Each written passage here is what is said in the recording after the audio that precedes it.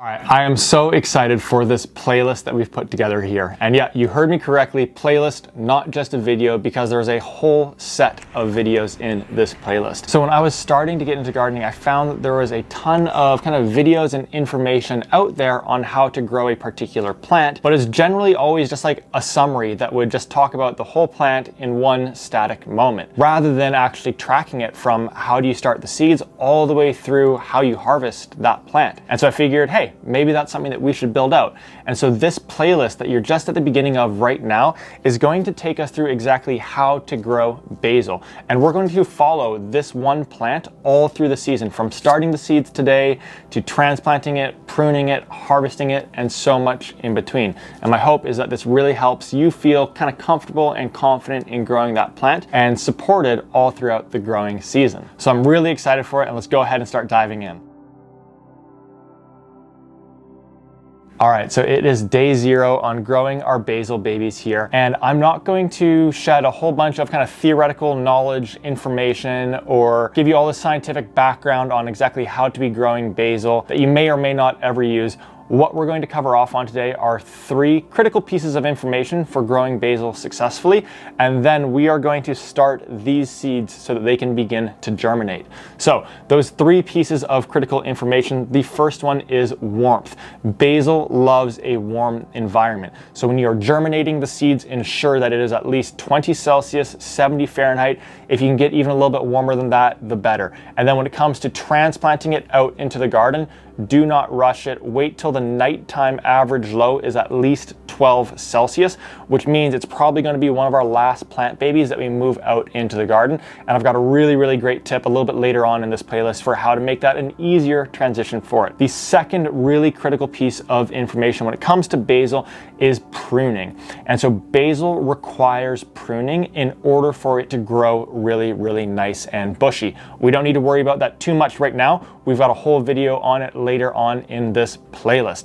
And the third piece of information is preserving. And so if we keep basil nice and warm and we've pruned it properly, then we are going to end up with a ton and a ton of basil leaves. And at the end of the season, you're going to have probably a big mound or a big pile of basil leaves, which we would then want to be preserving. And there's a lot of different ways that we could go about it.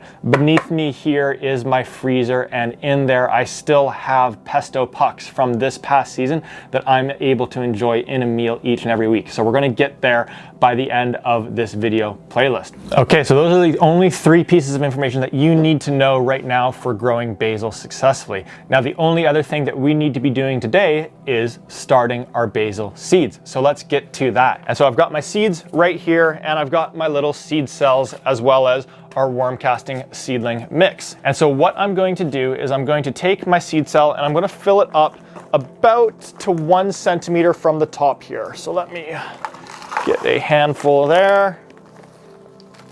Perfect. All right. And as you can see, it's about 1 centimeter from the top, which is perfect. The next thing that you want to do is grab your turkey baster, which is my favorite watering weapon of choice, and give it 1 turkey baste of water to begin getting the seedling mix nice and moist.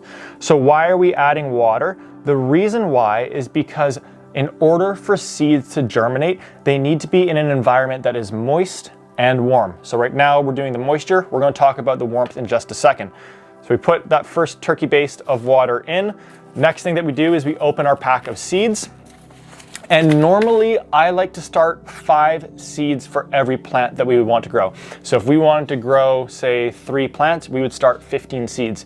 With basil, they give you so many seeds in the pack, plus they're so small. And basil, it is a little bit of a more challenging seed to start. So I like to end up actually starting about 10 seeds for each plant that I would want. So all I do is I pour those out into my hand. And as we can see, I've got about 10 there, give or take. And I'm just going to place those throughout the seed cell here.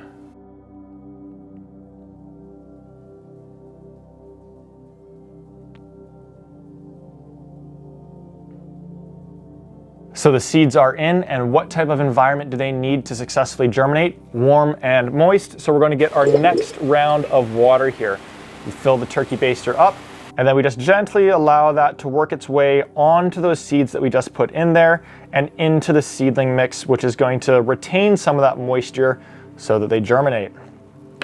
Now the last thing that we do here is we just grab a little bit more seedling mix, about 1 centimeter, and that's usually for me about like a small handful.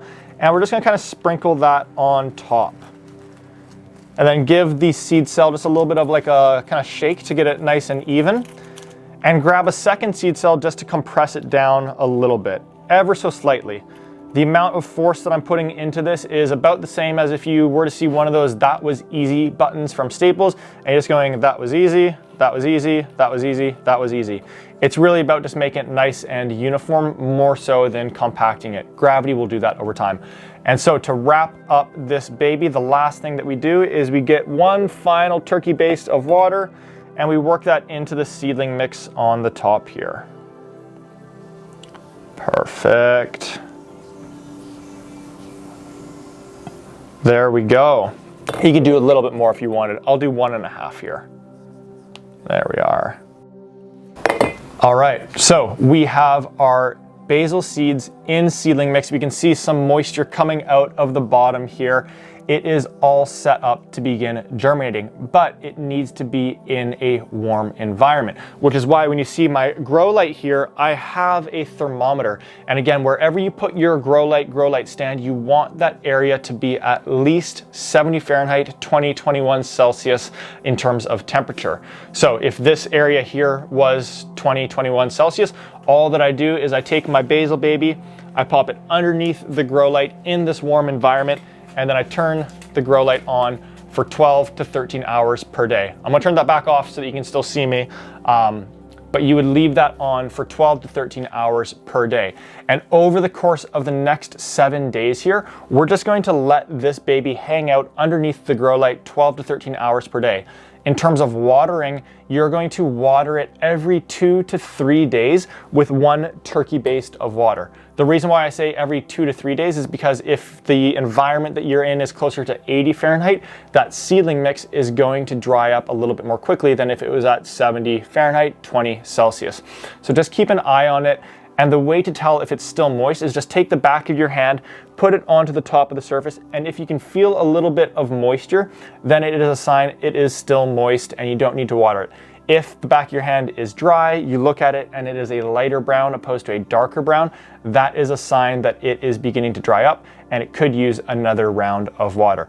All right, and so the next video in this playlist is a check-in on day 7. 7 days from now, we are going to check in, see how this baby is doing, and if any of them have successfully germinated and are beginning to grow through the surface. So if you're starting your basil seeds today, I encourage you actually go and view that video as well so that you can see what is on the horizon and what you could be seeing and experiencing 7 days from now so that you're a little bit ahead of the curve. So that's the next video in the playlist. One final piece that I'm going to leave you with is that with tracking this basil plant all through the year, we did that last season, as you'll see, and as I was editing it, I realized that the transitions between the videos weren't super smooth. So what you're going to notice is that I'm going to pop in here every now and then to transition us into the next video. So keep your eyes peeled for January 2022 Jordan mixed in alongside summer 2021 Jordan following the plant every 7 days. You'll see what I mean on the next video. I'll catch you there.